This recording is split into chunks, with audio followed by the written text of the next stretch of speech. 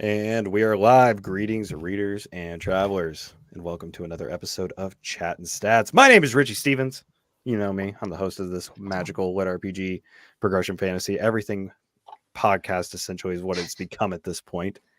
And today, I'm joined. I can't say as always because someone slept through the damn episode last week. Joel Harvey. Happened. Joel, how we doing? Me, I am fantastic. I'm ready to talk some progression fantasy. Some progression fantasy is what you're ready to talk. I don't know if Yeah. this series is going to be progression fantasy, but we are going to have to Well- get that answer from our two lovely guests joining us. Actually, is it three? Because we have like the alter ego for We one can of them. count it as three. It's more fun that way. I We'll mean, count it as three. Do you have the sunglasses? Huh? You have the sunglasses for I got when- different sunglasses this time. that works. Joining us for I think the fifth time. Is it This the might. fifth? I think this is a Five Timers Club episode. Oh wow! I think this is a Five Timers Club episode. Joining us is HP Holo / ED Sky and the second guest, her writing partner and significant other, Jacob Holo. How are you guys doing tonight? Doing very well. Doing great. We are so happy to have you guys on board, and we have some people already in the chat with, yo, hi peeps, and always with the spicy books. Spicy Yes. books are fantastic. Always, And we got always. Sam over on Twitch. Sam, how we doing tonight?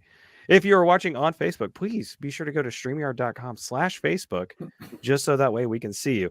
Looking in the chat, our Facebook user is AR Holloway. Aaron, we love you, buddy. Thank you for joining us today. And we got Paul in the chat. Whew. So the last time we Party had you now. on, we got a party now. We got a party. So HP, last time we had you on the episode, it's when we had Daryl and Jessica, your two lovely narrators from Royal Guard Publishing, on to talk about Titan Mage, which that series is now complete. Complete-ish. Complete-ish. There's the side stories. We're getting those now, which are The first arc is complete. okay. There's more in the works. We got stuff coming out. Oh, we can see there's plenty of stuff. Oh, there's- I opened Facebook the other day next to my girlfriend, and she enjoys the occasional spicy stuff. I just got her a new book and a subplot of a romance, dark romance. Mhm. I don't know how she reads it, but she says the same thing about me. And it was for the Monster Punk Horizon Monster Tamer series. yes. That cover showed up, and I was like, "Oh, we're gonna have to talk about that Oh, here yeah. soon." Because that comes out in May. Oh, May? it's gonna be so. Yeah, Which, that comes out in mid-May. Yep. Summoning Oh, Dazzle's Zeckler. singing behind me. Summoning Zeckler. Hopefully Zeckler's here because that way he'll be happy. We're getting more Monster Punk Horizon, and of course, the kitten of the hour, Dazzle. He was yelling at the door. So, are He's you going gotten to be so anti-social big. today? Are you going to be? What are you doing? He's gotten so big. Delightful, Dazzle. Just show everybody everything. Yeah, he's gotten huge. He was this big 4 months ago. Like, we could fit him in our palms, and now he's a man. He big boy. Oh, yeah. I remember the first time that I actually met him, he like crawled up into like the bend of my elbow and like fell asleep there, and he could Oh, yeah. fit right there. And We yeah, did- he can't well, we do that did- anymore. We did do a Dazzle episode, like way back, not on here, but on our other show. But yeah, Dazzle, within 5 minutes of meeting Jacob, he was all curled up and asleep. Of course, he'd had a very traumatic day. So Did you guys find him at a construction yard? my cousin's boyfriend found him at their construction site, and he brought he basically informed her about it. And this said cousin of mine has a habit of bringing home animals, and still lives with her mom. And her mom didn't even see the cat, but saw the new litter and whatnot in the kitchen, and just yelled, "We are not getting another cat," because they already had like 3 cats by a similar process at this point. And so she texted me and was like, "I know it's really soon after Nova, but I have this little kitten." And we had not intended to adopt so quickly. I think it Well, was you were originally pushing against it. I'm like, Yeah. and I I already had a sense for where this was going. Yeah. So Mhm. let's go. Let's 2 meet days. the cat. Yeah. And that's all it took. The next day Yep. we picked him up. Yeah. Which- But it which was literally we do- 2 days after we had after Nova, and yeah, we instantly fell in love with him. He's Thank a you, Paul. sweetheart.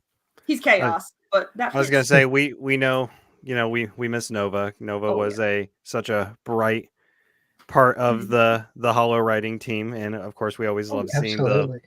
the Yep. about the author, and of course there's Nova's picture in all the books and everything. We Yeah. love that. But we're happy Dazzle is healthy and big, and like Oh, yeah. he seems to be tempting fate sometimes by Yeah. wanting He- to lick the electrical Yes, bike's wheel. Well, Is that the post earlier? He successfully licked a light bulb last week and hopefully learned a lesson from it.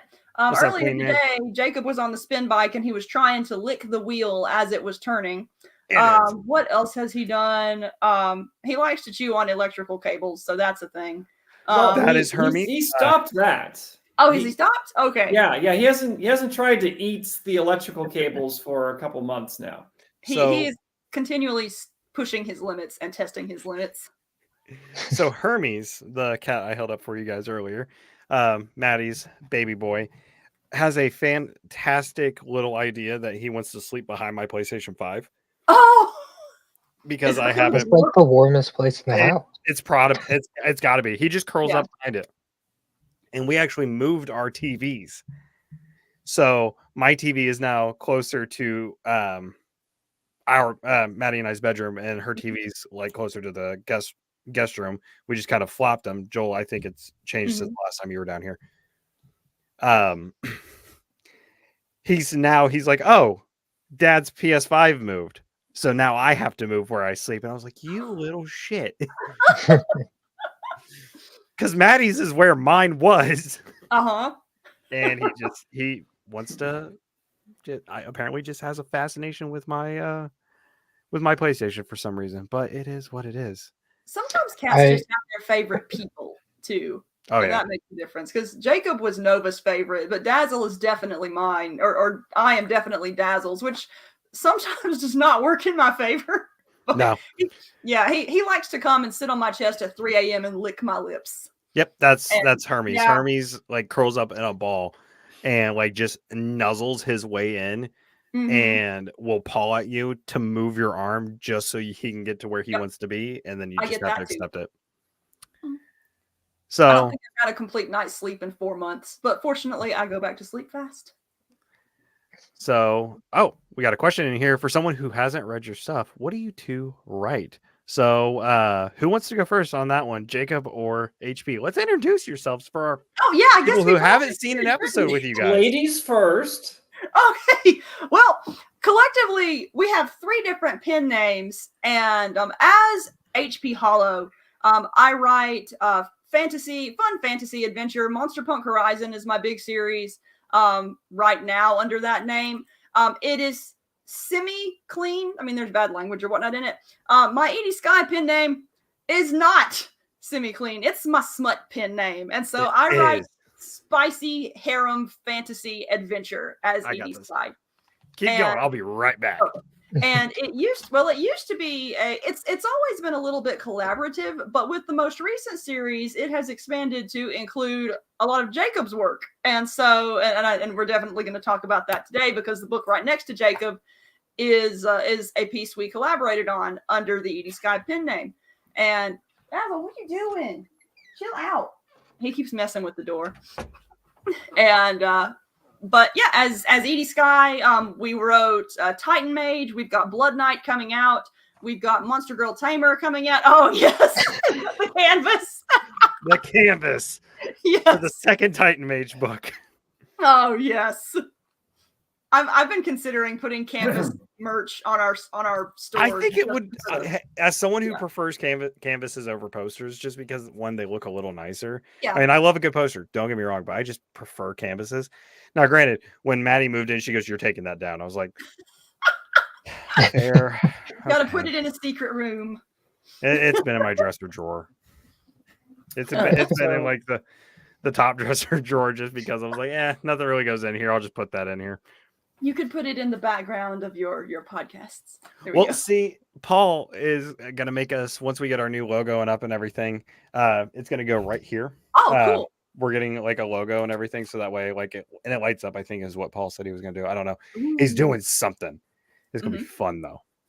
I want to get an on the air type thing, but I also need to redo this entire studio because now that I'm actually able to make money, I need to actually upgrade this a little bit. Jacob, have you Right, you haven't so- introduced yourself No, yet? I have not. I was waiting for an opening. Jacob, go ahead, No, introduce yourself. this Go ahead. is Just, let me just shut up. Dazzle's hobby. Pencil's climbing the door. Yeah. Dazzle's All latest right. thing is trying to I'm climb just- up I'm doors. I'm just gonna go while we have an opening here. So, okay, my name is Jacob Holo. I primarily write science fiction. I do dabble in fantasy, urban fantasy in this case. I'm best known for co-authoring the Gordian Division series with David Weber, and I will be working on some more projects with David, including a trilogy of Honorverse novels featuring Edward Saganami. So very different from what you just wrote. Yeah, pretty different, yeah. But yeah, like Heather said, the Edie Sky pen name has really from the beginning been a collaboration. It's been primarily her. But well, what do we have here? Just describing our backgrounds. Yes. Okay.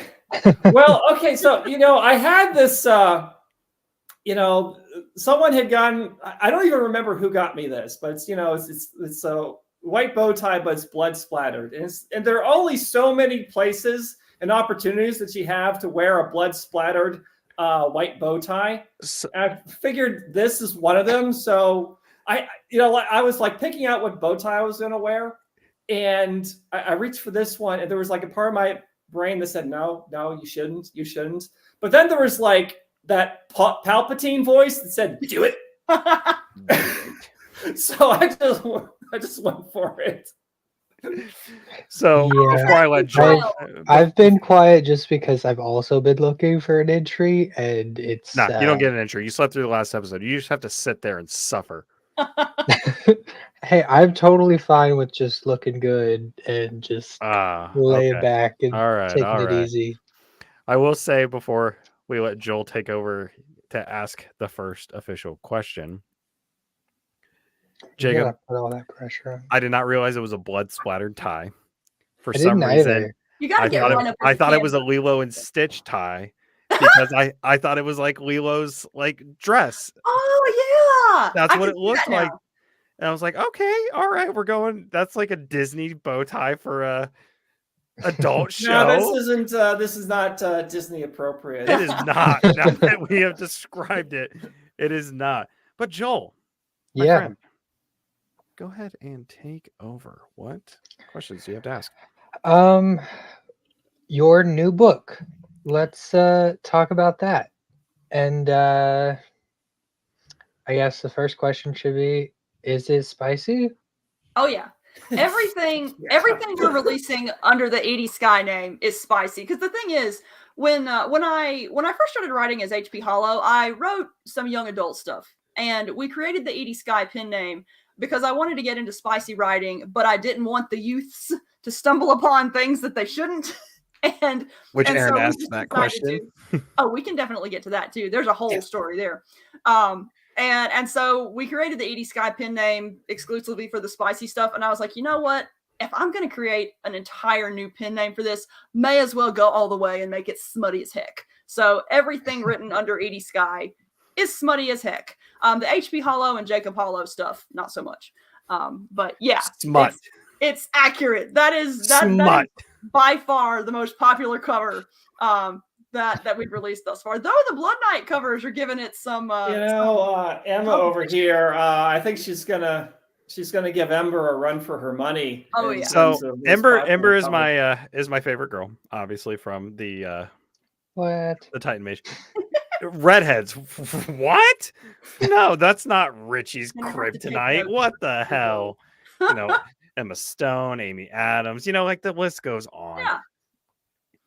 So, Okay, so I guess maybe this would be a good opportunity just to say a little bit about the premise of the book. So, Blood Knight Vampire Slayer is, pardon me here, it is harem urban fantasy, and involves the main character. His name is Clark. He has a kind of a mind control hex that is removed, and he realizes that there's a lot of supernatural going on in the world that most humans are blind to, and that vampires secretly run the world. And he is a blood knight. He is descendant from basically the greatest line of vampire slayers the world has ever seen. And he decides to take up the basically answer the call of his blood, so to speak. And he has, as Heather has liked to phrase it, a tactical harem to assist him in this endeavor. So you basically have 5 college students taking on the vampires who run the world, who control the world from the shadows, and it's a heavy lift. Because they're college students. We need to answer Aaron's question at some point too.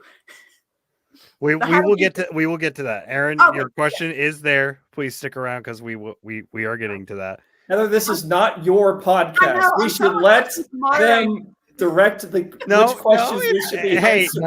HB has been a 5-timers, which I think we only have one other guest who's been the 5-timers. Like, so she's officially like the unofficial 4th member of Stats on Stats, Chattin Stats, whatever we're calling ourselves. She's a member of the channel now. So,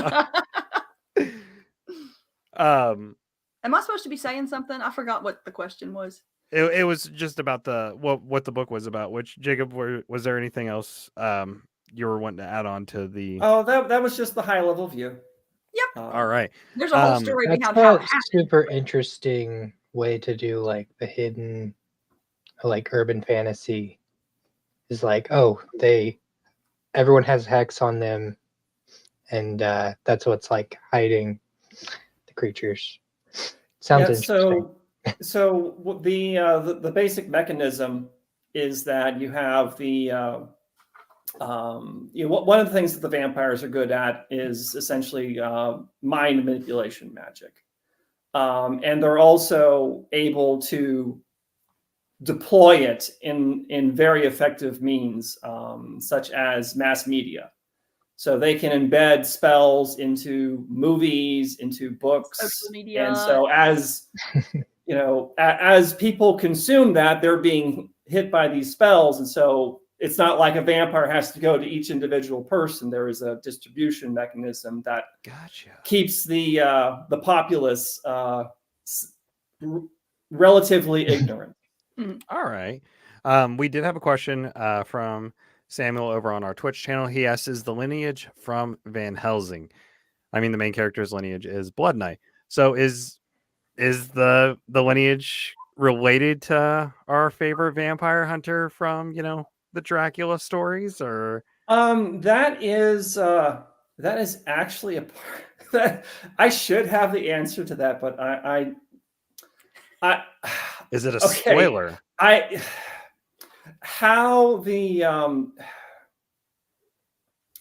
There are some spoilers involved in where Blood Knights come from. Okay. That gets explored in book 4, which I have not written yet. Gotcha. I've written through book 3, and I have a basic outline for books 4 and 5, which will complete the series. Okay. So I know where all the major beats are going, and we've seeded things in book 1 that will have payoffs in book 5, similar to what we did with the Titan Age books. But in terms of Van Helsing was probably a Blood Knight. Yeah, he probably was a Blood Knight. Now, is it Hugh Jackman's Van Helsing? Oh, you know what? I don't know. I want to rewatch that now. Yeah, People the shit huge- on that movie constantly, It's but so that is fun, though. it is one of my guilty pleasures. Like, yes, the lighting in the movie is awful, but when you have Van Helsing going up against Mr. Hyde at the beginning of the movie, come on. You know, That was for all of its flaws, of Mhm. which I'm sure we could name quite a few of them. I had fun with watching that movie. I enjoyed that movie thoroughly. it's a fun I movie. watched it multiple Yeah. times. I enjoyed it so much. I did a lot of writing to its soundtrack around the time. You it know came what? out. I It has did such a great too. soundtrack, I for a period there, I would put its soundtrack on a loop, and I would write to that. And Mhm. for the CGI for what, 2003, 2004, like that was it looked that was good. legit. Yeah, It was. looked really good. Plus that cast. Oh yeah, Mm, top tier. mm. Let's see. We had another question. Have you guys read Aragon? I have read the first and second one.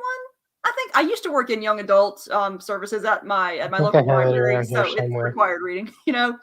But I've only read the first two. I think I only read the first two because by the time Bryce Singer came out, I had lost interest yeah, it in took so long to come out. Like I feel like some of the audience aged out because the final books took so long to come out.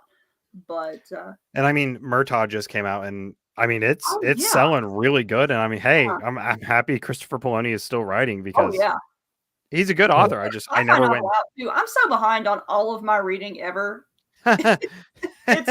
It's almost like running a podcast has kind of ran my backlog through the trenches. My challenge is I spend so much time writing that I don't have as much time to read anymore. And when I do read, I tend to like to analyze it, and it takes real effort to turn my brain off when I read, and that is a challenge in and of itself. But in terms of reading Aragon, whenever I was working at the library, I started the somewhat nasty habit of only ever reading the first book in a series. And because there were so many young adult novels coming out at the time, there was no way I could keep up. And I had to be able to recommend things to people. And so I would only read the first book, because if you're going to recommend a series, all you really need to know is the vibe of the first book. And it just kind of stuck with me. And I very rarely read second books anymore. I have not had time to actually just really sit down and read. I'm still trying to finish up Quest Academy. Hmm. And I'm like, if the book doesn't have an audio, like it's going to take me a minute to get through it just because I have so much time. And now that I'm in the process of narrating, it's even harder. Yeah. It's even harder. So I go and work 50 to You're 60 reading, hours but a it's week. different. And then I come and stand in this booth for an hour to 2 hours a day just to try to get stuff going. And it's hard. Anyways, so the book is coming out later this week, right? It's coming out on Thursday. 14th. And then Okay. we've got book 2 is already up for pre-order. Book 3, we just got the cover for book 3. Aaron, So we're gonna get to it. I that will be, promise. oh yeah, we need to answer Aaron's question. Aaron, we're getting to it. I promise. I promise. Okay, I'm following your lead, Richie. I see it though. But it's going to be a 5-book series, and so our current release schedule right now is Blood Knight number 2 next week, or Blood Knight number 1 next week. Monster Girl Tamer is going to come out in May. Blood Knight 2 is going to come out in July. And then we initially were going to spend this year releasing a book every 2 months, and quickly found out that my brain will not do that, because we made the decision, and then I sat down to actually attempt it. And I do all of our layout and marketing and cover design and stuff. Literally the only thing I don't do is the cover art, because I commission illustrators for that. And I was trying to write Monster Girl Tamer while laying out Blood Knight in both print and ebook form, and it was just too much. And it occurred to me that I would basically, between each release, I would have 1 month to write, and then I would have another month tied up in other stuff. So the next book in Blood Knight is going to release 3 months after book 2. I can't even remember what I have pre-orders up for now. And then the last 2 in the series are going to release next year. And then we have the last 2 Monster Girl Tamer books that will come out after those two, and then we are getting back to Titan Mage. So there's a ton of stuff coming out. So that's exciting. I popped over to Amazon real quick. It looks like May 16th is when Monster Girl Tamer will release, which I do have a question about Monster Girl Tamer. Yeah. Will we be seeing Tess Irondale again? No, it's going to be, but it is going to be Daryl Mayfield and Jess Trepanier again. So the same people who did Titan Mage. And I can't remember. I did suggest Tess, but I think she was either busy or there was something that kept her from working on that project. But I do like the narrators that we've gotten. That's okay. I mean, if it's Daryl and Jessica, I'm okay with it because they are fantastic and they are doing a great job. I'm actually re-listening to book 4 of Titan Mage just because I was going through the series again. And when I work very long days, I can do that. Mm-hmm. We've got a few previews of their work on Blood Knight, and we've also gotten a few bloopers from them, which are the bloopers are spectacular. I've got the bloopers on the Patreon right now, and they're wonderful. And I think they're pretty close to finishing the recording for Blood Knight too, based upon they've been sending us scenes from like the last 3 chapters. Yeah. So I don't know what the release date is for it, but it's pretty soon. I was gonna say, do we have like a general release window of when they're possibly gonna release? I'm not sure, but it's probably going to be within the next month or so. Just guessing. Sweet, because Titan Mage is fantastic. For those who haven't read it, if you want just a fun, transactional relationship type deal, it's a good time and badass meckery. Come on. Yes, I love my meckery. Oh, yeah, meckery. I said meckery, and I'm going with it. It's like catch. It's going to catch on, Joel. Favorite word. There are no mechs in Blood Knight, but mechs keep sneaking into Monster Girl Tamer too, even though there are no mechs in the outline. I didn't put any mechs in the outline, but there are already 2 of them in the first draft. So 2 of the Monster Girls basically have like one can manipulate plants and one can manipulate earth, and it's like they have transforming abilities, and logically they can make their own mechs if they want to. And so all right, so tell me which questions I can answer. We're gonna answer Aaron's question from all the way back up top. Let me find it real quick. Where'd it go? There it is.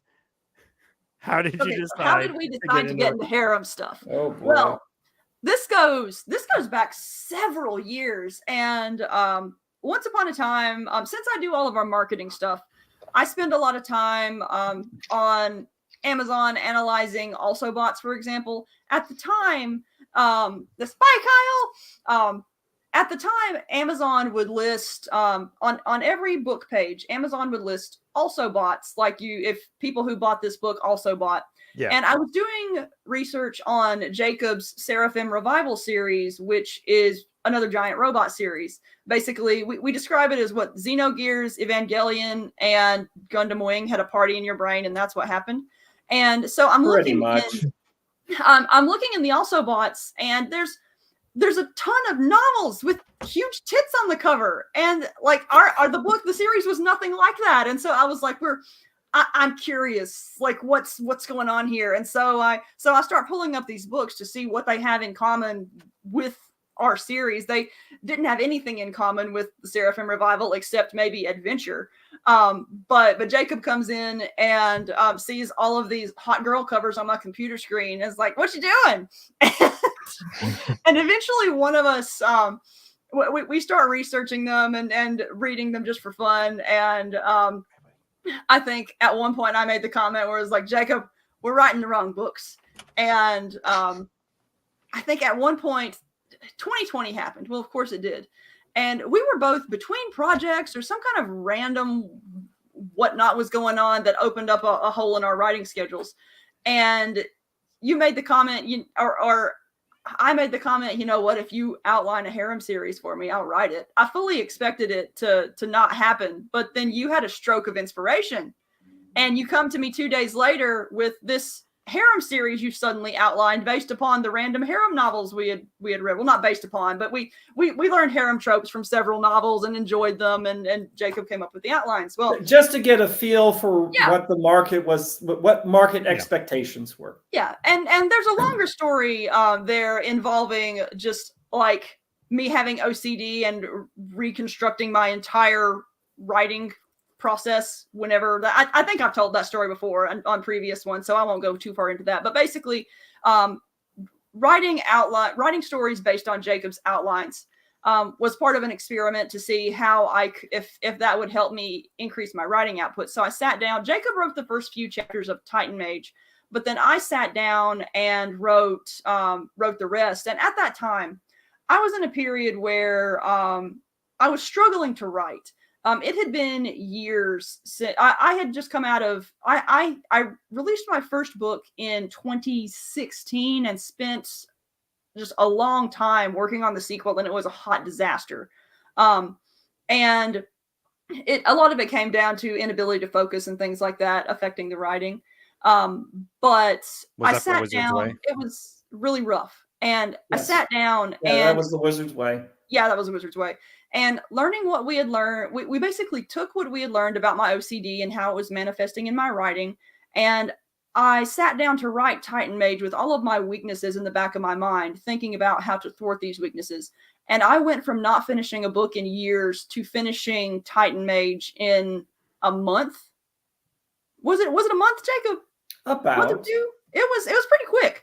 And it was really, really cool because it was amazing to me to learn that I could still write. And I think I had worked on Monster Punk Horizon in there somewhere too. It was also part of the let's rebuild the writing style or rebuild the writing technique. Yeah, but there were extensive edits involved with those. Yeah. And so Titan Mage, I sat down, I wrote that. We ended up coming up with a mech story because I really wanted to write a mech series. And what with all of the harem novels popping up on Jacob's mecha series, it seemed like there was a hole in the market that was not being filled. And we apparently found out. I did not intend that as a pun, but we were like, you know what? When writing a certain genre, so that is that's our buddy John Klein. Hi John. But yeah, we decided to write mechs and sex, and the rest is history. If you look at the Venn diagram for people who enjoy mecha and the people who enjoy large-breasted women, it is close to a circle. Yes. So there have been a few more mech harems, but I'm really surprised that it hasn't grown based upon the success of Titan Mage, because Titan Mage, like I had other harem authors tell me they were studying what I was doing, which was hilarious and flattering, because when I put up Titan Mage was a complete accident. Like the success of it was because I put book 1 up and didn't advertise it. I didn't plan on advertising until book 3 was out, because when you're spending ad money, you don't really get your spend back until you have a series out. But something happened.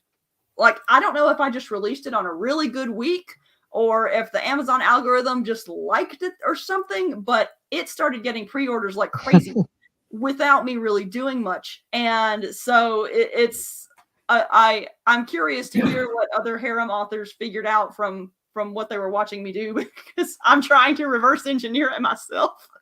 So I will, because we've gotten a few other questions in the comments before I pull those up.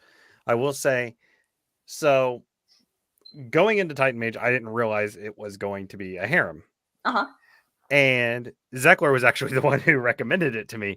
And then I learned really quickly why. I was like, this writing style is very similar to a series I just read. And then Zekler was like, oh yeah, that's HP. I was like, I freaking knew it. Yep. I knew it. So when the audio came out, it came out, I think, right after I moved back to Indiana, and I had just moved into my room up at Joel's place. And I was sitting there, I was like, oh, whoa. You Okay, encountered because I didn't make spicy it too far into the ebook. I didn't make it because with moving and Yeah. switching jobs, just didn't really have time to read. But while I was sitting there gaming, I was listening to the audio, and I was like, oh my, It's that kind of book. all right, okay, all right, Yeah, I can get behind this. I can get behind this. I think the origin of that first spicy scene was at one point Jacob basically turned to me and said, I bet you can't write a sex scene. So I decided to write the most ridiculous sex scene I could possibly come up with. So Was that the it's like shower scene? No, that was No, the that was- the sort of the light bondage scene with Bexley Oh, the entire series. yeah. I mean, they The have shower another scene one was the in second, I think. in book 2 where he like Are you talking puts about her the on one with the chain. winches? Yeah. Where he Where puts her they on like, the, hey. like Oh, puts her on yeah. the chain and the rolly chair. I Yeah. forgot about that one. Yeah, I basically the thing is one of my favorite things to encounter on the internet is people making fun of sex scenes in books, and sometimes I think it says more about the person making the comment than it does the actual sex scene, because it's like you can tell by some Facebook comments like who has never done any single interesting thing with their genitalia, like really. And there's a part of me that sometimes tries to write my spicy scenes to aspire to certain levels of ridiculousness. And there's a part of me that doesn't really care if they're realistic, because I want them to just be what you're shaking your head over there, Jacob. Well, I'm just going to point out that the versions of the scenes that made it into the books are the ones where I tried to rein her in. Okay, try to introduce some measure of restraint. I gotta see the note sheets for this. Like, I gotta see the edits.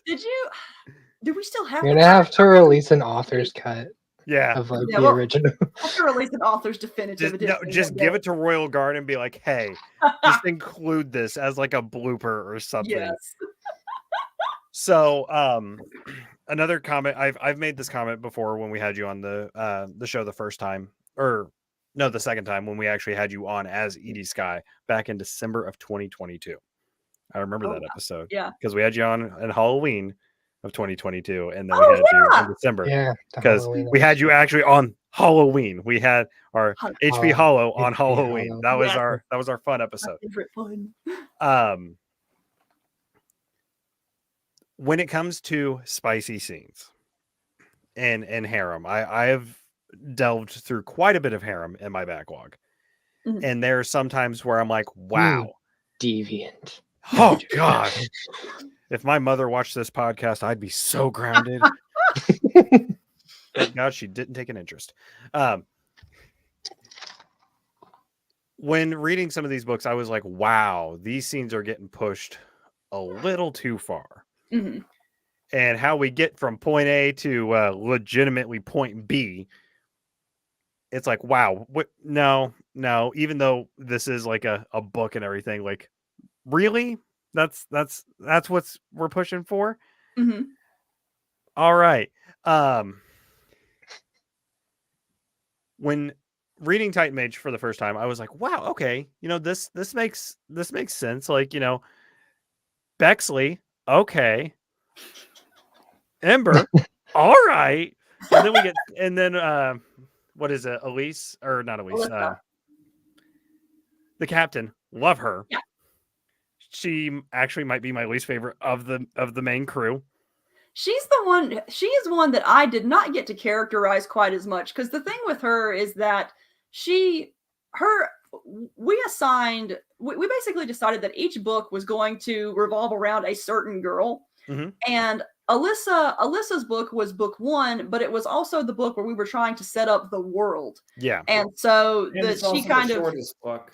It is the shortest book too. And so I hope to give her some more love in both, I guess, literally and in terms of characterization in the subsequent series. She is, and that's the perfect time for me to pop up this one. Oh yes, I do love my puns. Oh, the puns are great. But yeah, I didn't get to characterize. Yeah, the puns are coming hard and fast.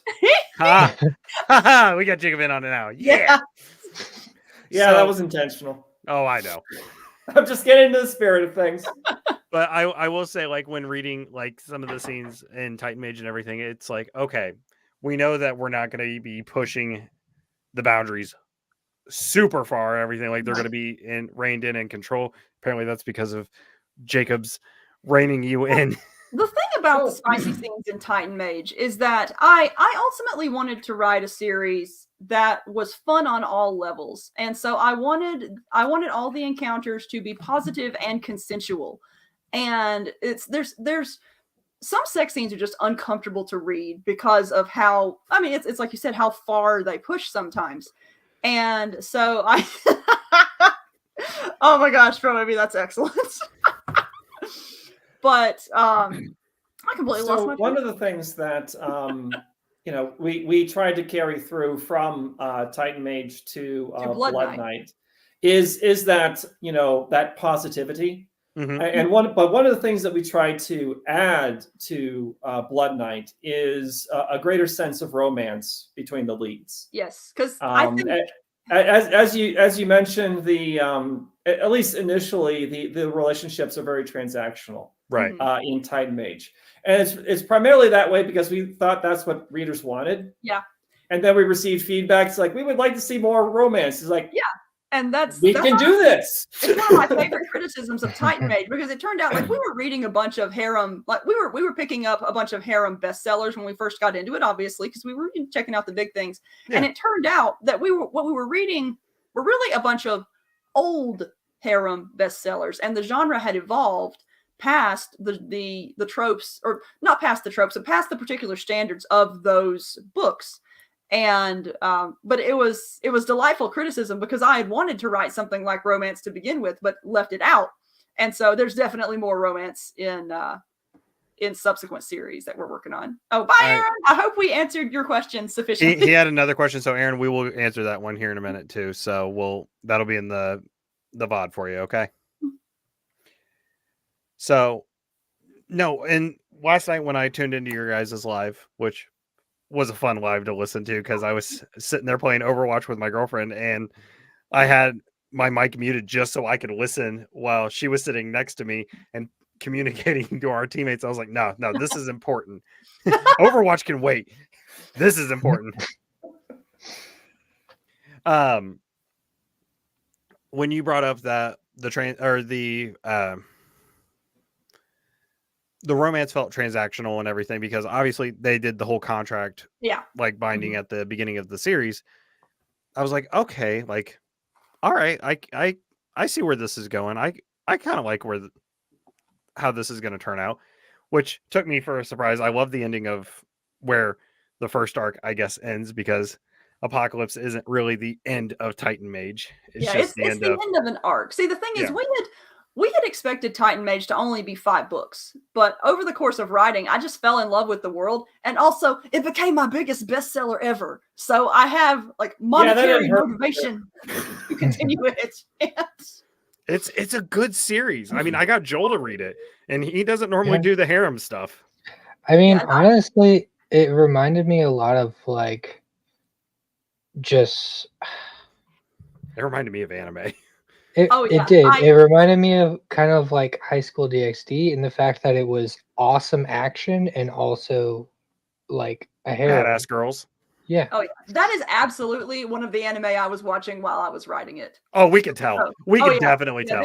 It's as much a love letter to giant robots to anime as it is to giant robots and sex. I mean, it's which, I mean, there's obviously like the little Easter eggs, and one of the comments, oh, it reminds him of one of the animes he watched in the 90s. Oh yeah, there are Easter eggs. I was like, is it Gundam or Evangelion? Which one are we referring to here? It could be either.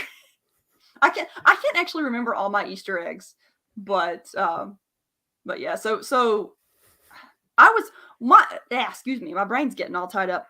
But I had initially intended to continue Titan Mage, but Blood Knight kind of came out of the blue, and became weird in our schedule, and so Let's see. Oh, we got. I keep getting distracted by the comments. I know. I'm just popping them up. So Moderating myself that I keep wanting to click and highlight comments and stuff. So yeah. But in terms of Blood Knight, kind of came out of nowhere because well, I mean, Jacob, you could tell the story of that because yeah. So where Blood Knight came from is that okay? Last year was overall a pretty bad year for me health-wise. I was dealing with some very severe nerve pain issues, and to the point where the pain was affecting my cognitive functionality. oh wow. Where I was experiencing pain to the point where it would stop hurting because the brain was being overloaded with pain signals.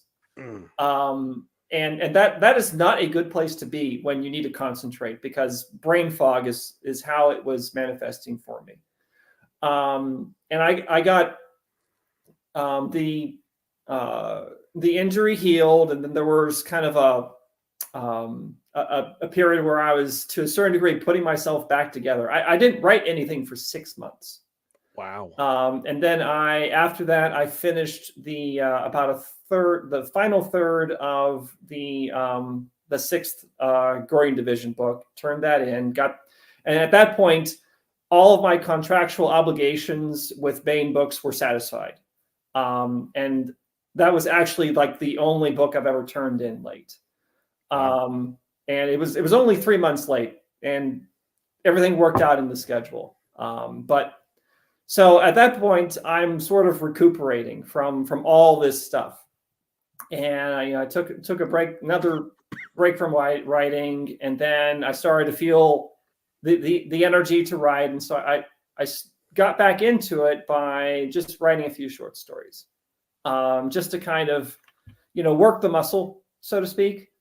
And the first thing that I wrote was like, I'm just going to do something completely off the wall, not sci-fi or anything, and I see how much fun Heather's having with the harem stuff. So wrote a short story that ended up eventually turning into the first 3 chapters of Blood Knight. Woo. So after that, let Heather take a look at it. We put it on her Patreon. It was well received by her readers, and then they're like, "So when's the book come out?" And I'm like, "Well, okay. Well, I guess let me work on an outline." And so I outlined the first book, and I had a bunch of stuff that I started planning out for subsequent novels. And then, got near. Originally going to be a series that I was going to write once I finished Monster Girl Tamer and Titan Mage. But then I'm like, I've got this opening in my schedule, and well, I've got like the first 9,000 words already written. I've got an outline already set up. I could just start this. So I did. And a month later, I had the first book. All right. And a month after that, I had the second book. So he's a writing machine. And then, a month after that, I had the third book. I'm taking a little bit of break this month.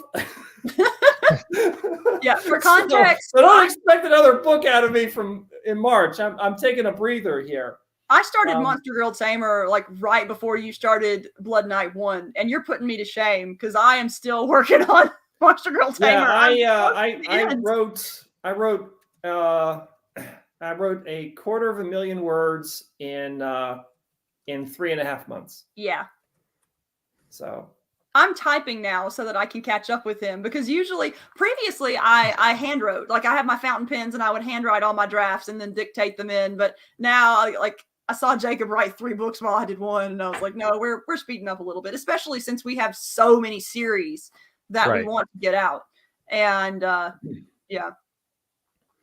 So I had a window, and I had It also felt really good to do something entirely different. Oh yeah, Just as sort of a palate cleanser, I guess you'd call it. yeah. Because the thing is, you're accustomed to writing hard sci-fi where you have to do math calculations to figure out how long it takes people to get places because of yeah. Like the example that I like to throw out is like, okay, I need to get characters from point A to point B. It's like, all right, well, where are the planets? What acceleration characteristics does the spaceship have? Okay, are we going to be moving fast enough that time dilation is going to be a factor? All right, I need to do the kinematic equations and on and on and on. And for Blood Knights, like they got in the car, they drove to the place, they got out of the car. Next scene starts. Yeah. Okay. So would you say you enjoy this process more? I enjoy both the science fiction and I just enjoy the writing process in general. It's different. There's different thought processes that go into the design of a science fiction setting that has hard science as a foundation. Mhm.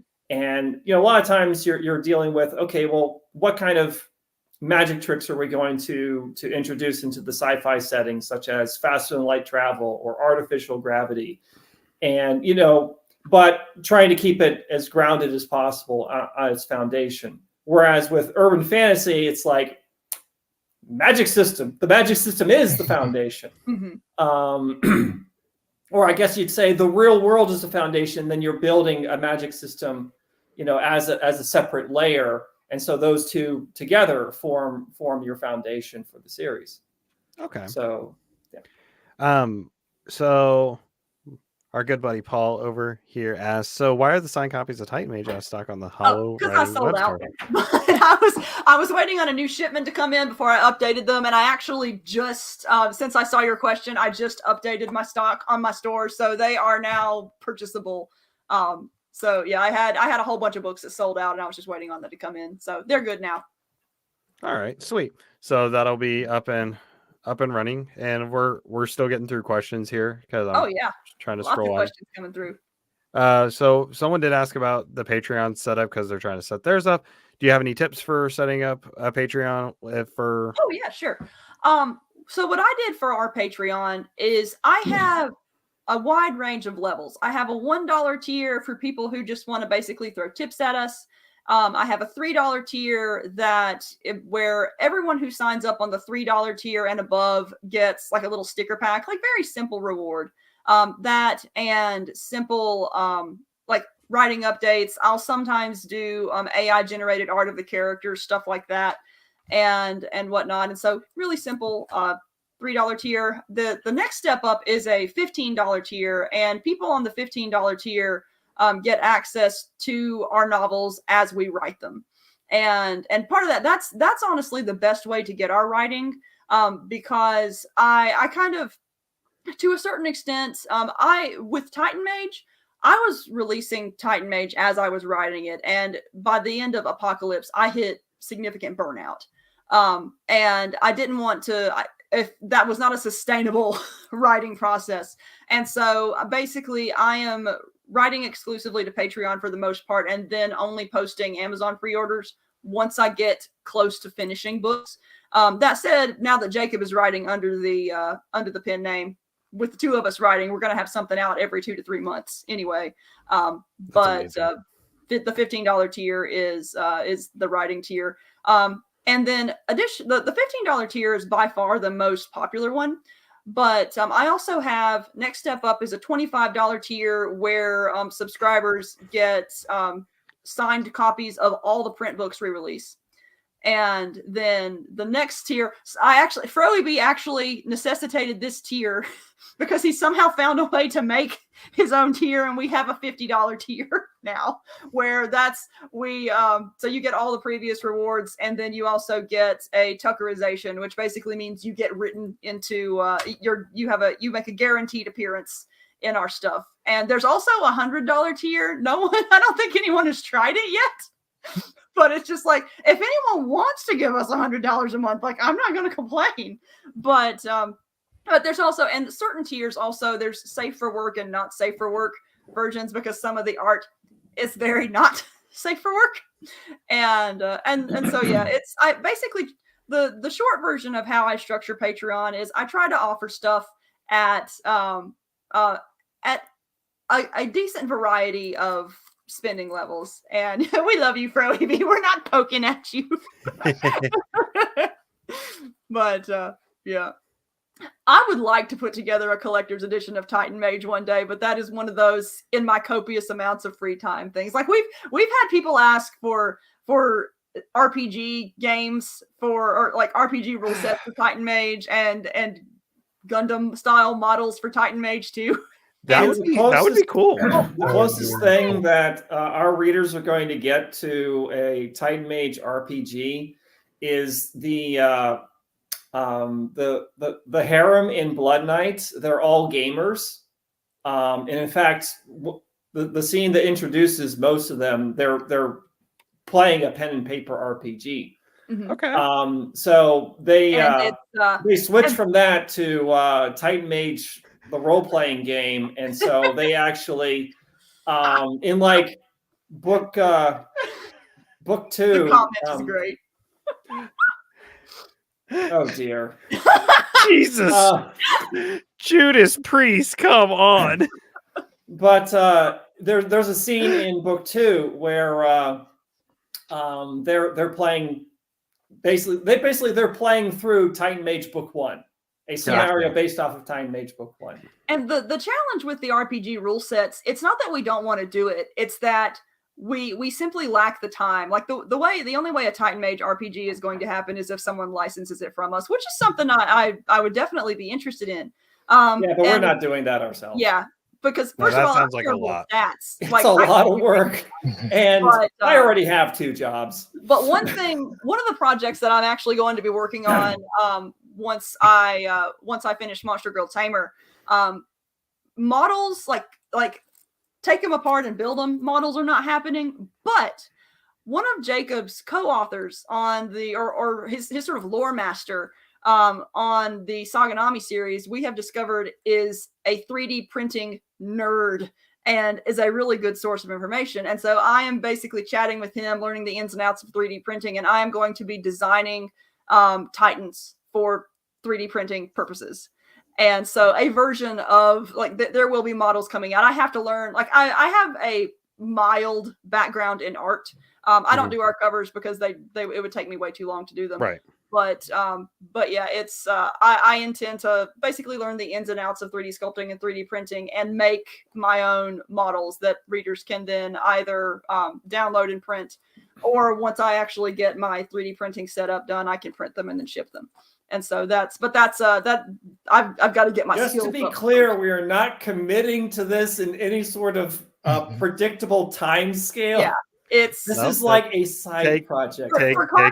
Guys, readers have been asking me for a Titan Mage map for, I want to say, the better part of a year, and I just now got the map out. I need to see the map just because the map is post it publicly now, because it's been up on the Patreon for a little bit now. But yeah, the map was an adventure, because the thing is, we when we wrote Titan Mage, we didn't make a map because we'd only expected it to be one series, and I didn't feel like keeping up with locations. I mean, we designed it to not really need a map, because they get into the airship, they go to wherever the action's happening, they get out the airship, and the mechs have their fun. And and then everyone wanted to see a map. Yeah, the map has been the 1 request amongst all of my readers, and so I had to reread the series and make notes of where everything is. I actually have. Let me see if it's over here. I got a whole huge mess over here, but I had to go through, and I have all these Post-it notes. Can you guys see? Okay, so I had all of these little Post-it notes everywhere. This is actually not the original version, but I went through and had to measure everything out and figure out distances and whatnot, because I wanted it to be an accurate map. because since there are going to be more Titan Mage series, I wanted to, but more popular than the Titan Mage waifu body pillows. I want to do body pillows, but haven't found a good way to produce them that is manageable for me. And so I've also had requests for the 3D ergonomic mouse pads and similar thing. I haven't found a provider that will produce proofs in a reasonable amount of time, and I don't want to buy a whole bunch of mouse pads and then get like 100 mouse pads and then them all be really crappy quality. And I so need to that's the order me hurdle one there. of the playmats because I Right. just gotta figure out which one I want because all the playmats are so cool. Oh yeah, the playmats were another piece of merch that people have been requesting, and so I with our direct shop we have access to all of these print on demand apps. So basically, if there is merch people want and there's an app for it on Shopify, I can make it. So that's been pretty cool. I always recommended Gelato as the the print on demand for like t-shirts and stuff because they're really good. I'm gonna have to try them then because I will give you. We'll talk about that after. Oh yeah, that just came to my mind. So we'll take two more questions real quick. We'll do Aaron's after we do Sam's because Sam asked Jacob, "What are your other jobs like? What do you do?" All right. Well, so when I said I have two jobs, obviously one of them is and being an author. But the other one is I have a background in a degree in electrical engineering. I have a background in the automotive industrial sector. I've worn various hats over the 20 plus year career in automotive industrial. I've been an electrical engineer. I've been a project manager, and my current position is basically a controls engineer position. I work at BMW at the factory in Spartanburg, and it is BMW is a great company. It's the best company I've ever worked for, and it's a great place to work. I love it. All right. So, Aaron, I told him we would get to his question, so I'll have to make sure we tell him, hey, it's at the end of the video or towards the end. He asked, have you two considered switching to Ream? They have a solid romance and harem base of reading, and they seem to like it. So yeah, I'm actually in the process of building one. It's going to be in addition to the Patreon, rather than instead of the Patreon, but I am in the process of setting up a Ream account. And it's just a matter of right now I'm in the midst of a writing and release crunch because next week I've got to go through all the marketing for Blood Knight, and then I've got to just bang out the last 3 chapters of Monster Girl Tamer. So I've got that, and then I'll be able to get to some other little projects like uploading some more merch, like finishing up the Ream and stuff like that. And so, but it is in the works. And so, I've got to edit like 70 to 80,000 words. Yeah. And then I have to edit and bang out the chapters. Yeah, and then I've got to edit Blood Knight 2 and 3, and then do my part. And so, because they are like Jacob does the first drafts, but they are very much collaborative. Okay. And so yeah. So I have a quick question regarding Monster Girl Tamer because. Yes. Obviously, I've been excited to get back to the Monster Punk world just because it's such a fun universe. I've been excited to get back to it myself. You're in for a treat. Oh, I bet. I'm pretty sure Zeckler has a clip of me freaking out when HP told us that she was going back to it. And then she said, it's going to be spicy. I was like, I don't care. Oh, yeah. I want it. It was already mildly spicy with, what is it, Jax, when she's wearing the goddess dress. Oh yeah. Just talking about her tits hanging out. Yeah, Horizon definitely begins to lean into the sexual humor, even though there's no sex scenes in it. No, it's like PG-13 crude humor. Yeah. It's a fun time. Will we see our favorite party duo in Monster Girl Tamer? Will they make any sort of appearance? They will. They are the villains in book 2. Oh yeah. I don't know how antagonists. I wouldn't say villains. Villain is the wrong term, but basically, so the premise of Monster Girl Tamer, and this could actually be an episode in and of itself if you guys want to have us on for a 6th time. Oh no, you're gonna be on for that. Okay, yeah. Well, I'm already planning that ahead. Yeah, it's Pix and Jazz are not the main characters in Monster Girl Tamer because given the way that the harem genre is set up, I couldn't really find a way to have two female companion characters. And there needed to be, like, in harem, there needs to be a male lead somewhere, a significant male lead who collects girls, and Pix had already been established as having Killvester, so there was already background there. And so, and I didn't want to start writing, I didn't want to start changing up what I had established in Monster Punk Horizon. So the Monster Punk Horizon cast is still present, but they're more supporting characters. Monster Girl Tamer follows Axel Hunter Radcliffe, who is from a family that has they're basically a family of chosen ones. Like, someone in every generation is destined to be a chosen one that saves a world from something. And they never know what it is. They don't even know what world they're going to be on. The only thing that is consistent between them is they have one magic weapon, and they have to build what they call a tactical harem of basically hot female support staff that then helps them save the world from whatever the challenge is. And so he's in the opening chapter, he's sitting down with his dad, and his dad is giving him the talk, which for the Radcliffes means you got to save the world, build a harem talk. And then suddenly he falls through the dazzling skies, and he's like, well, this is unexpected. And eventually figures out that, he's fated to save this world from something, and his harem is also fated to be made up of monster girls. So he's got to figure out how to navigate that while also figuring out what exactly he's supposed to be defeating.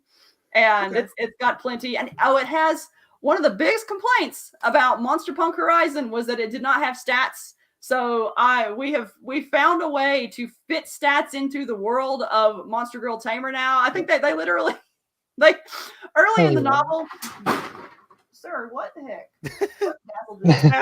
He's knocking stuff over. But yeah, they literally hunt a monster, and the monster has the ability to see stats when they capture the gem. They plug it in. They got stat vision. Yes. So, yay. It's the silliest thing. But yeah, there will be stats. It will be an actual lit RPG. Jacob is handling that was my contribution to the Monster Punk Horizon lore. Yes. And so the gem that allows the characters to see stats. I tried to design the stats on my own, and I'm just so bad at it, you guys. So I'm glad I have an engineer husband, because I think every time I've tried to write the stats, Jacob has ended up changing them. It's like, no, these numbers don't work. I'm going to fix them. That's kind of like how match with what you're having the characters do. That's kind of like how Joel and I are, because I am not a numbers guy. Like, when it comes to mechanics and everything, not my forte. I like the characters. I like the development. He's my mechanics expert. Well, see, the thing is, when I read lit RPG, I always skip the stats because I don't care. I'm reading for the characters and the action too. And when I wrote Monster Punk Horizon, I was like, surely there are other lit RPG readers out there who skip the stats, and there are, but it's not the majority of the audience. And that's a common debate of, do we need the stat sheets constantly or anything like that? And my reply to that is, it's lit RPG. The stats do play a big part into it. I mean, if you don't like the stats, that's fine. Skip them. I'm an audio person. I like the stats, especially with me narrating a lit RPG and everything.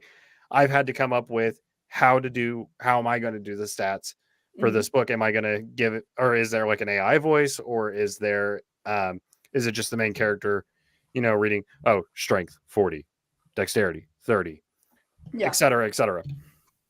So, because I've seen, obviously we have Jeff Hayes with the AI voice for Dungeon Crawler Carl, where it's all AI. And then when we talked with Mr. Neil Helligers, shout out Neil, we love you. When we had him on to talk about The Good Guys and the Bad Guys by Eric Uglin, he reads them in the main character's voice because that's the main character absorbing this information. So there's many ways around it. I like that because it just adds an extra element to the book, and I can see how the character has progressed. I guess that's just me. That's me. But if the book doesn't have stats, I still consider Monster Punk Horizon a lit RPG because it's got the game elements and everything, and I love it. It's very heavily game inspired. Like, it would not exist if I were not such a Pokemon and Monster Hunter nerd. Monster Hunter especially. And as the series goes on, it gets more non-monster specific influences. I designed the world so that I could basically pay reference to any nerd thing that happens in pop culture, and so it's very broad, even though it's at its heart it's ultimately written as a love letter to Pokemon and Digimon and all the monster collecting and hunting and befriending things. Yeah. Is it book 2 or book 3 that has the Dune references? That's book 3. Yeah. Okay. Yeah, Right. Jacob. Dune references. We collaborated on the we collaborated on these outlines as well, and I think I basically discussed what I wanted to happen, and then Jacob went and picked out some of the details. And they there's a reference late in Monster Punk Horizon to this place called the Hell Pits. That's this big desert where all the demon fae live. Mhm. And there are, I can't remember if I paid reference to the desert worms initially or in the actual series, or if that was just a planning thing, but That was they a have planning thing. they have sandworms in the desert, and so it's like Jacob heard me talking about the sandworms, and there are sandworms in the outline for book 3, and now I have I may be adding a sandworm girl to That'll be an interesting. I can't wait to see the artwork for that one. That's Yeah. going to be interesting because we have our goblin on the front of book 1, Yes, and she is adorable.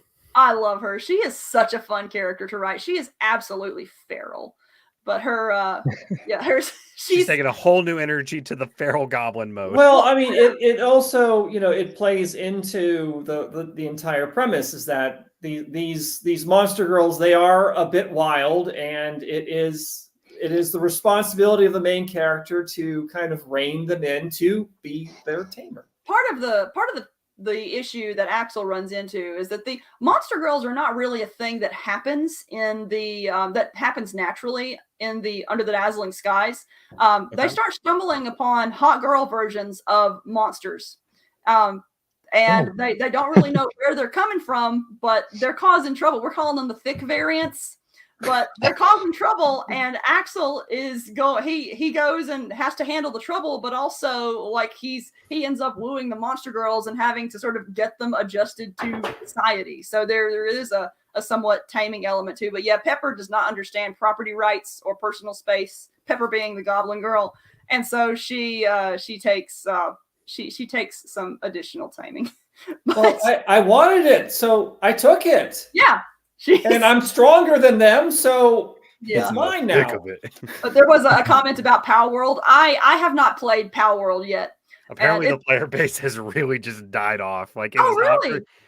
the numbers have apparently dropped. I haven't looked at the most recent stats for it. So but it was popular for like a week and then vanished. Wow. Yeah, I'm not sure. I've just been playing Final Fantasy and Apex. Same. And I've Baldur's been Gate. playing through Final Fantasy 16.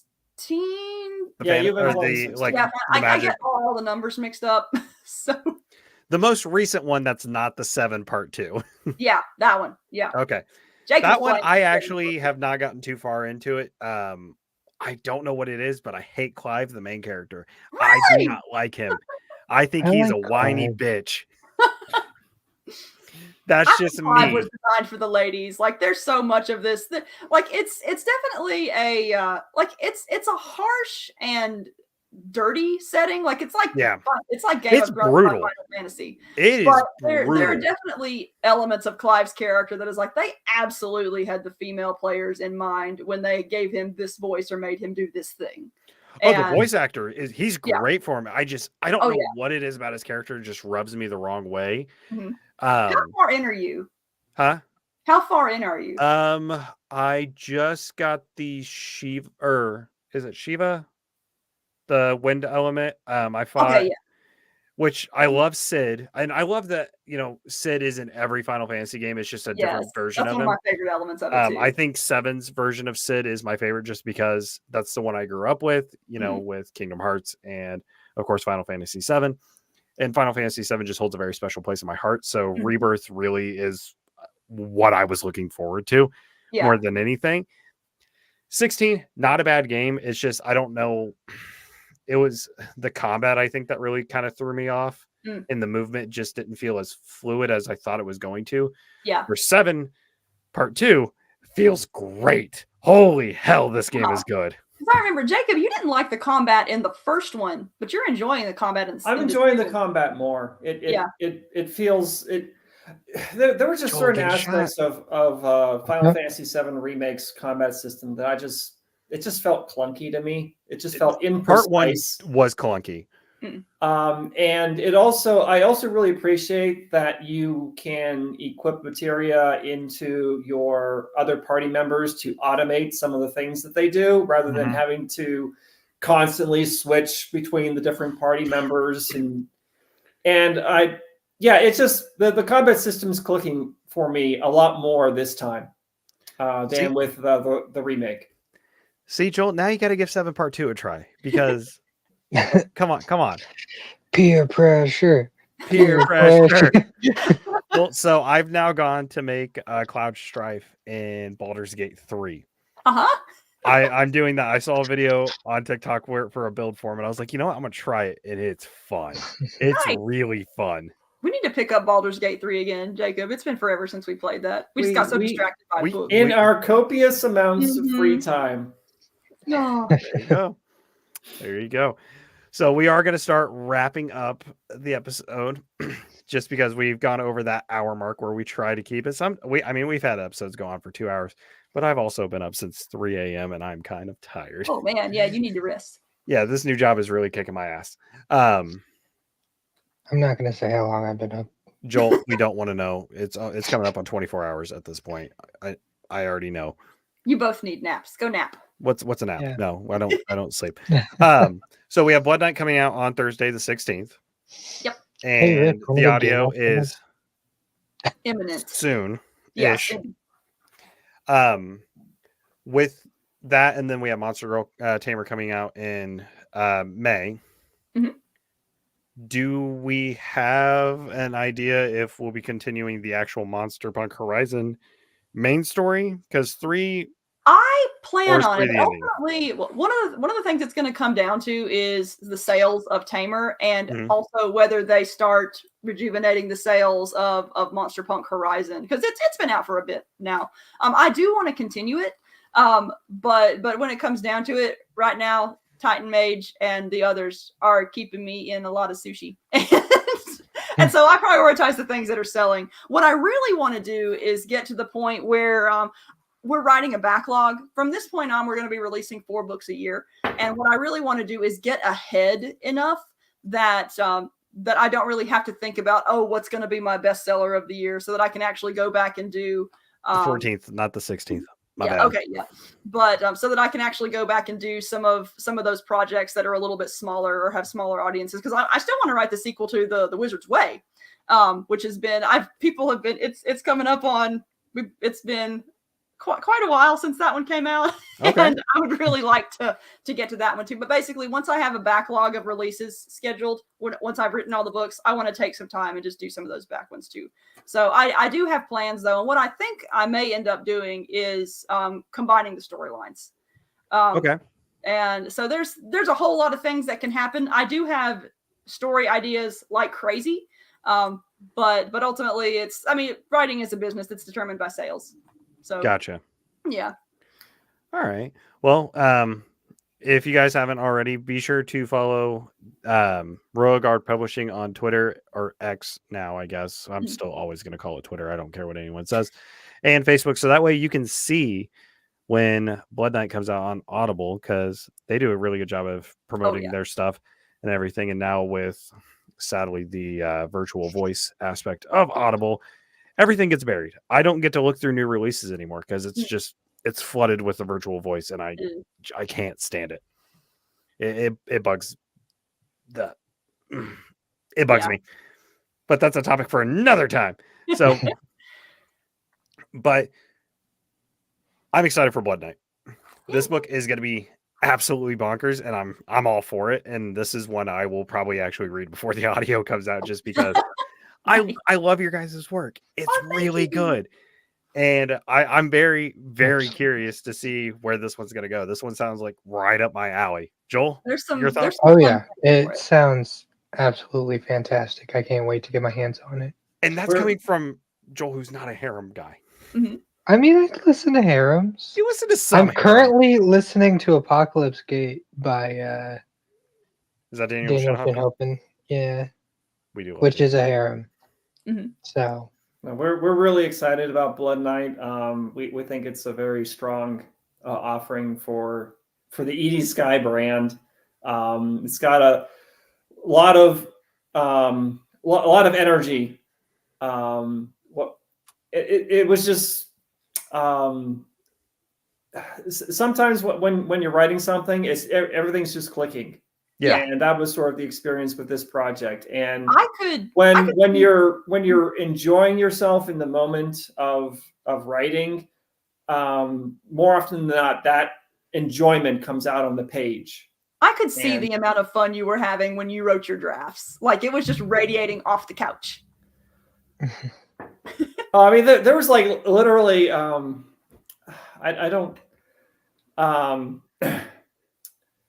There was like one part where I'm like working on the last few chapters for like book 2, and Heather was walking by the couch, and I just busted out and said, "Yeah, this is some good shit right here." And you just I hear a lot of that when you're writing, and then you'll come and you'll call me in to read random scenes, and they're all hilarious. Like it's one fun thing about Blood Knight is that Jacob and I generally have very different writing styles, but you emulate my writing style so well with these books that I actually didn't have to do all that much editing compared to what I expected to have to do to Edie Sky it up, quote unquote. And so yeah, it's you did good, husband. Well, we're excited for it, and I can't wait to get my hands on a copy of this because it's just gonna be it's gonna be so damn good. I'm excited for this one. I'm excited to see what you think about it. It's gonna be a good one. I mean, I've always shared my thoughts with you guys on when I'm reading your stuff and everything, and I actually got one of my buddies who works at a vintage toy and collectible store. Uh-huh. I took him my copy of the Gordian Protocol because I was like, oh, this is going to be right up his alley. And I gave him my copy because I was like, I have it on audio and I have another copy of it. So I'll just give you my little paperback copy. And he said he couldn't put it down. Yay!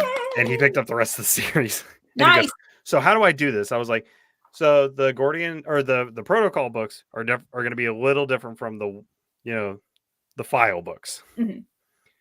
And he goes, okay, so which ones do I continue with? I was like, oh God, let me go back and look at the episode because I just read them in release date order. That's how I do it. version That's is that perfectly fine. They're kind of 2 series within one series. So the protocol books are the big stakes, time travel, alternate history ones. The file books are a little, I consider them easier to read because they're more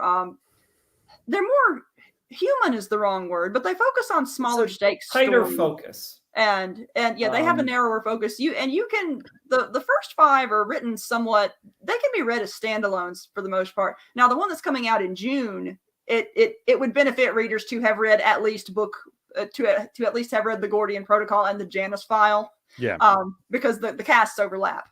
Okay. So we've got another one coming up in June. But yeah, so it's. I mean, so many projects. Oh my gosh. I mean, even. Okay, so like the one that's coming out in June, the Thermopylae Protocol is the least standalone-ish of the series, but it can still stand on its own.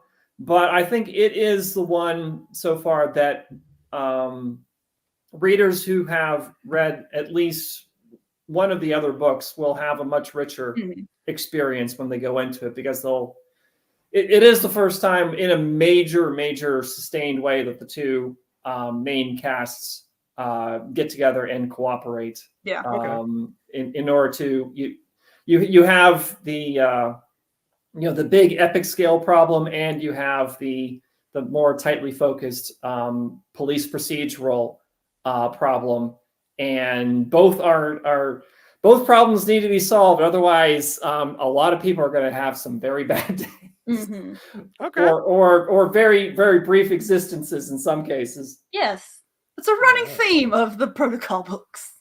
Well, I'm also glad that got to show nukes going off on the cover. So I spaceship can't wait to and see yeah, the it's cover of it. ridiculous. yeah, spaceship and time traveling warship in orbit over the moon and nukes going off on the surface. All right. Well, we are coming up to the end of the show where we always do our little, hey, what you been reading? So I'll give it to our two guests really quickly. What have you guys been reading recently? Well, let's see. I got my pile here.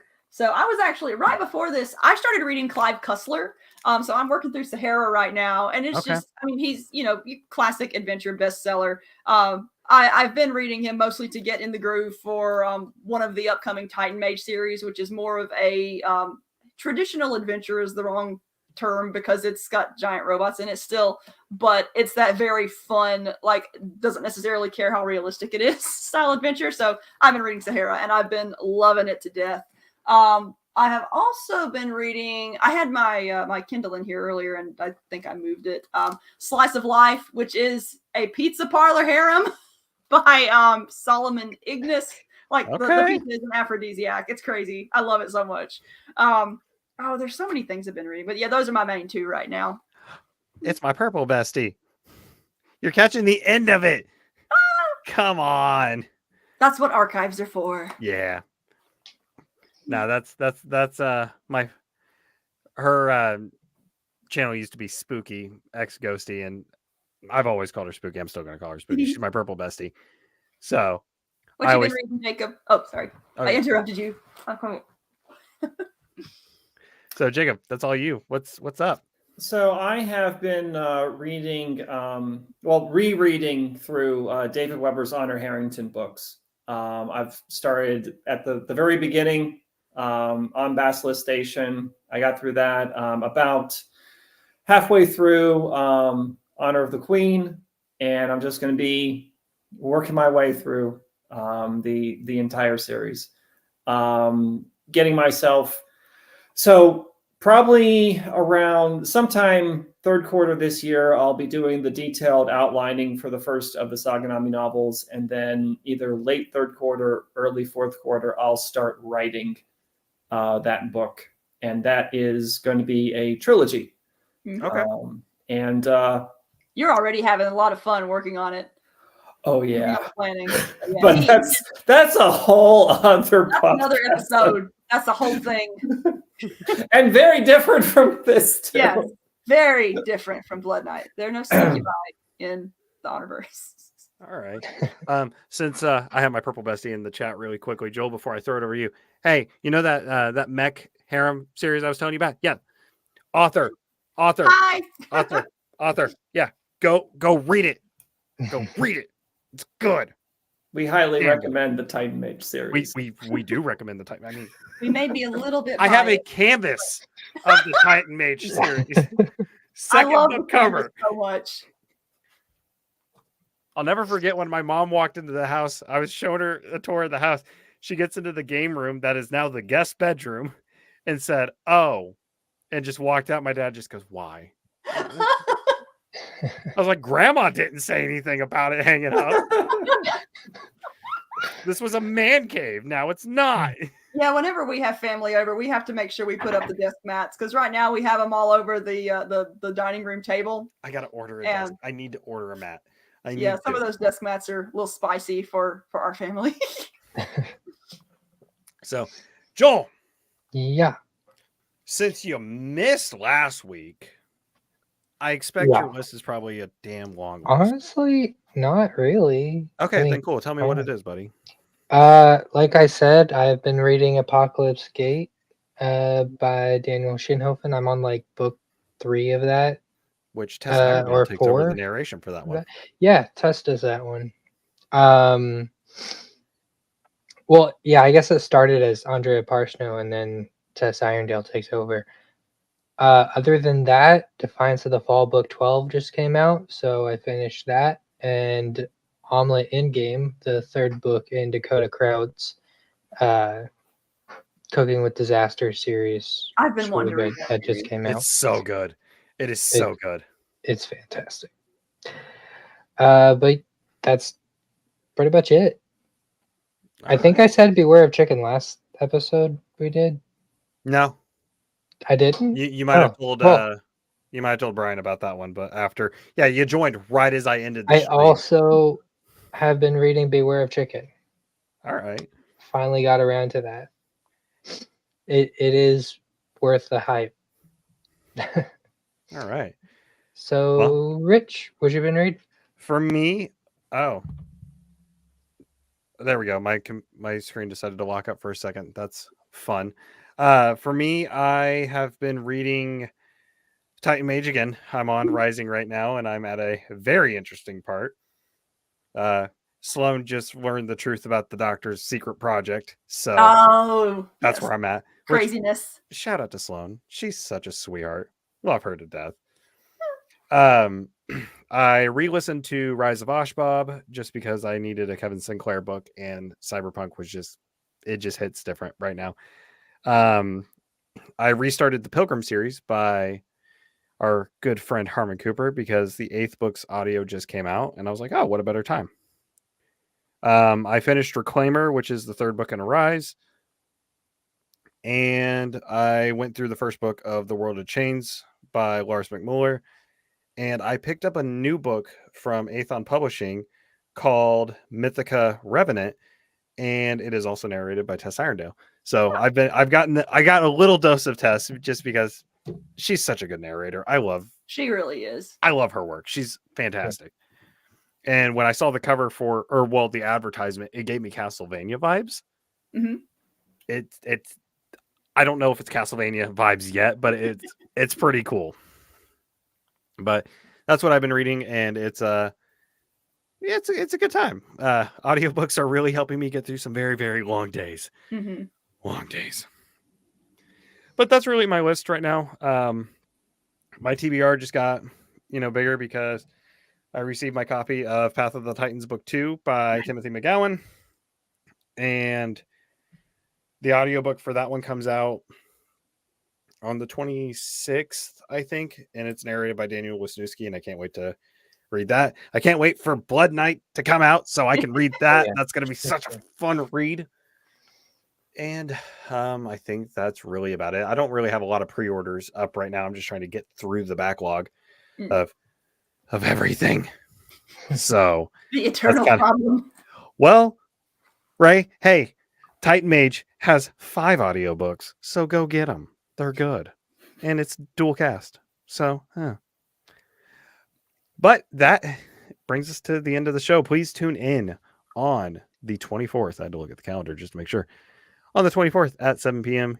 Eastern Time, because we will be joined by David North and possibly one of his narrators, who is also a very, very popular returning guest, Mr. Zachary Johnson, who narrates his Rivers of Fate series.